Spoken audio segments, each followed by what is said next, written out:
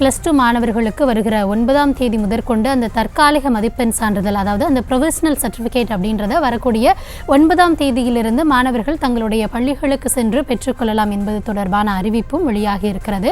கூடுதல் விவரங்களோடு இணைகிறார் எம்முடைய செய்தியாளர் ராஜேஷ். தற்போது மாணவர்கள் அந்த கல்லூரிகளிலே சேரக்கூடிய நிலை இருக்கும். ஒவ்வொரு கல்லூரிகளிலும் விண்ணப்பிப்பார்கள். அதற்கு கட் ஆஃப் மதிப்பெண் உள்ளிட்ட விவரங்கள் அந்தந்த கல்லூரிகள் கேட்பது வழக்கம். எனவே அந்த ஒரிஜினல் மார்க் ஷீட் கொடுப்பதற்கு முன்பாக தற்காலிக மதிப்பெண்கள் கொடுக்கக்கூடிய நடைமுறை இருக்கின்றது. எனவே அந்த அடிப்படையில் வரக்கூடிய 9ஆம் தேதி முதல் மாணவர்கள் அந்த தற்காலிக மதிப்பெண்களை பெற்றுக்கொள்ளலாம் என தமிழக அந்த தேர்வுகள் நடத்தக்கூடிய இயக்ககம் அறிவித்திருக்கின்றது.